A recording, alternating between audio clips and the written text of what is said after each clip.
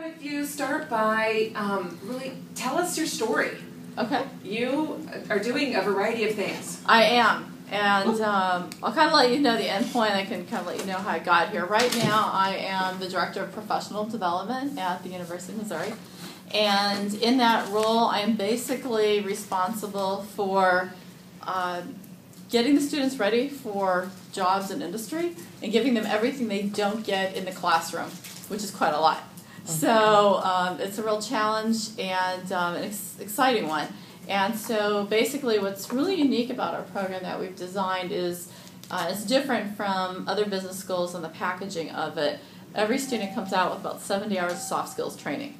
So what you see a lot of employees not having in organizations in terms of interpersonal skills, professionalism, just dealing with other people, decision making, etc. We try to provide that to them at the university in addition to their coursework. The other thing that makes us unique is they all have an internship, which is required by all graduates. And we have around 3,800 in our business school.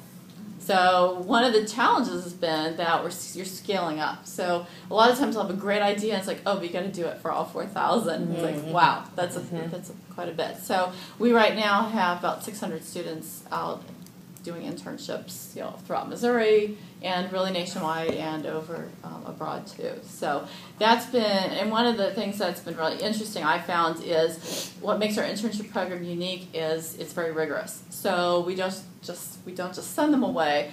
They're responsible for weekly coursework, which is always pushing them to say, how can you add more value? How can you shorten your learning curve? What are you doing to contribute? It's a very bottom line, value added focused. They also are assigned a coach. So they have a coaching call halfway through the internship, which I'm responsible for 20 interns just to kind of keep my hand on the pulse of it. And I did this for about 40 last summer. And one of the things that's been really interesting is hearing their stories out at the various companies. But they are so excited. And what's also nice is they're running up into the various issues, and now they can have a coach, which is I've only chosen instructors with industry experience to say, how do you deal with this? For example, I had one woman who is expert in her field, as expert as you can be as an undergrad, but she's working on a golf range. So she's got the knowledge, but she's with a lot of men. And her question is, how do I establish competency in a male world? Which they wouldn't have anybody to ask. So we've designed the program so they have a mentor even outside that partnership. So that's exciting. And we're also, one of the things with my background, which I'll get to in a minute, is I'm trying to layer in industry tools. So they all have a 360 evaluation, a peer review, before they leave Mizzou. And then they have to develop a personal improvement plan based on that. So we've been working with Hay Group, consulting company. So that's been great. They have professional competencies. And this year I started working with Root Consulting Company out of Ohio, which is a fabulous organization.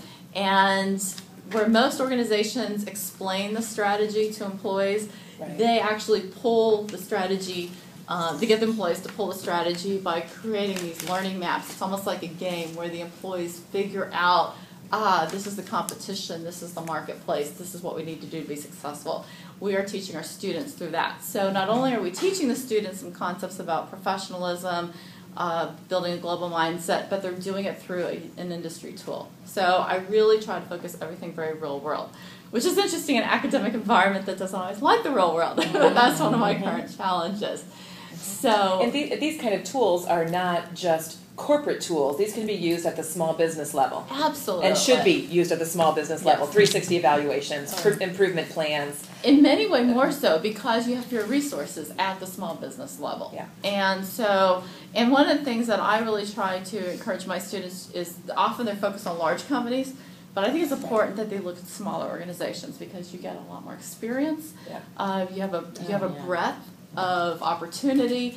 You can really take the initiative and run with it. And I, previous to my work here, I spent about 17 years in my own consulting company and focused more on small, medium-sized businesses. I had some large ones, but more small. And I think it's just exciting because you actually can implement change and see it happen versus sometimes you can have a lot of barriers in a larger company. So that's what I'm doing at the school. I've also been teaching there and WashU for the past about 7 years, teaching strategic planning, as well as teaching team-based organizations, customer survey design, those types of concepts. So it's I guess so. That's what I'm doing now. The other thing I'm always doing multiple things. As Erin will attest to. Me too. I'm really a strong believer in intentional living, coming out from some of my past experiences. So making whatever you do, I think it's really important that you're doing it for the right reason, because you believe in it, and because we only have so many hours here. And so it's important to make those so that you're doing what I believe is your purpose. And so for me, that's making change in other people's lives or helping them make change. And so that's part with the students. But another piece of that is I'm starting, and just over the last couple months, a coaching company, because I'm a professional life coach. So working with students and individuals and even small businesses to help them identify what's their potential in the future, and then how can they actually get there. And so that's the challenge. And I found that even as a consultant, one of I think the greatest values of a consultant or anybody on the outside is just accountability. And there are it's not rocket science, but and even within my department in the university, you get so busy and you get pulled by the urgent and you don't take time for the important. And it's somebody saying every other week, so how are you doing with that? Or what's going on with this? Or how can we make this work better? So that's my role with Bonsai. What I'd like to ultimately do is to partner with students who, especially first-generation students, who don't have anybody to help them through the university process. It's a real challenge. Your parents are spending, or companies are spending through scholarships, $100,000 on education, and that student does not usually have the resources. They'll have resources, but not the type they need to make that investment count. And so my dream is to really partner with students and provide that one-on-one counseling and coaching just to keep them on track. Someone to say, hey, I really care, because that's been one thing I found as I've taught, especially the undergraduate students, they really like having somebody who can balance and knows how to kind of work within the university system and the industry and business. And so I've been really blessed, I guess, in many regards. But it's been really, I guess the greatest compliments I've had is students will come up to me and they'll say, I haven't seen somebody balance faith and work, or just their whole life. How do you do that? And we have these really interesting conversations. So that's part of my work now. So stepping back from that, I'm originally from California and was a math major and worked in the defense industry. So I started out very different. Worked on the space shuttle, worked on missile systems. I did programming, cost analysis. But I always was drawn to psychology and why do people do what they do, and I wanted to go into leadership. And so I went back to Boston and got my master's at MIT on how do you sustain organizational change. And I really believe in giving people the power to make decisions. And in fact, that's a class I taught this summer at WashU. You haven't been in that one yet, but it's a lot of fun. You were just talking about that one, how fabulous it was. It really, it's really enjoyable. How do you take employees and push down decision-making, push down responsibility, so they are responsible for how they do the work. Leadership has to provide direction. It doesn't become a democracy, but it does become a situation where employees are empowered and incented, and there's recognition and rewards, but it creates a culture that drives a higher level of performance. And so that was my specialty back then, and I'm still teaching on that. And what's really exciting is I consulted on that for all these years, but now within the university, I'm running my department like that. And it's been a lot of fun. Just watching the employees go from, just move up already within under a year I've been there, promoting them, and just seeing the growth and the excitement as they're doing new things. And one of my employees, she has this cycle of fear, and then she does it, and then she's all excited, and she can't wait for the new challenge. And I said to her yesterday, I said, do you notice you keep running through the cycle? And she says, yes, but it gets easier. And I said, remember your history of that fear and success the next time you have that fear, knowing you're going to be successful. And so I think that's one of the most exciting things is when I see the students, they get it, or you're at the client or just with somebody, and you start to see that change and you see people's lives improve. And so I went to MIT and I studied that and was recruited by Monsanto, and so that's what brought me to Missouri, which going on from both coasts, I love the Midwest. I wanted to leave California and thought I'd like back east. I never really knew much about the Midwest, and now it's just wonderful, and it's definitely home. So I was in St. Louis at Monsanto as an organizational development consultant, and was there 4 years, and then I left to start my business. And that was your consulting firm? That was my consulting firm, Foundations First. That you sold? Yes. So maybe you can share a little bit about being a cash-out entrepreneur, which many of the women in the room want to be a cash-out entrepreneur. Well, I know there were some personal circumstances that had you sell, but maybe talk a little bit about that experience. And particularly with that research experience, Selling. just how deciding to sell. Yeah, that was really interesting because I built up the consulting practice, which it was really neat. Never had a web page. Not that I didn't want a web page, but I had too much business. I never had time to develop a web page, and that was exciting, to have it word of mouth. And like I said, I started teaching at the university, a little frustrated with the ethics in some of the companies, and I felt like I can't make the difference as quickly in the organization. Maybe I can get to them a little earlier and train them up to be better managers. So that's what brought me to the university level.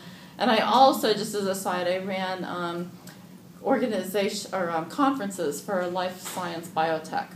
And so was working with the leaders in that industry on what are the emerging issues. So pre-9/11, we were dealing with bioterrorism. So it was really fascinating to be in that field. So that's a little bit of an area of expertise, is the biotech ag industry. So doing all of that, and took that from about 5 members up to 30, and all the major players in ag biotech were part of that, all the vice presidents and deans of the major schools. And so I had a decision about selling the firm. I was going through a divorce situation, but I could have kept it or sold it. And it's one of those situations in life where you're like, do you do what's comfortable? Do you think through the finances and all of that? And I just felt like it was time for a change. I ran through the numbers, and I kind of could have gone either way. But sometimes you need a new challenge in life. And I felt like it was time to let that go and try some new things. And so I did that. That was about a year ago. And I sold that. And it is kind of interesting. When I sold it, I didn't know what I was going to do. I had the luxury of having some time. And I was still teaching, so that was enough to kind of keep bills paid. And I'm a big believer in no debt. And I think that's a really wonderful thing, having your own business, is just watching things happen. But I think it's also where you sleep well at night. I don't know about you ladies, but I like to sleep well. So trying to figure out what I wanted to do, and had a lot of feelers out there, and was actually going to start another consulting company. And so I was looking at that with some people, partners. Texas A&M was trying to get me down there, and this opportunity at University of Missouri came up, and I thought, here's a chance to really blend my background of, I love the students, I like the university setting, I know business, and I know what businesses need in terms of employees. What a better way of bridging both of those and getting the students ready. So when I was offered the professional development position, it had a lot of flexibility so that I could be at things like this. I could still start. Bonsai is the name of the new organization I'm starting. I thought, I'll try it. Nothing's forever. And that's one of the things I tell my students. You think sometimes I'm going to take a job, it's going to be for, we'll see what happens. And it's been a really interesting experience.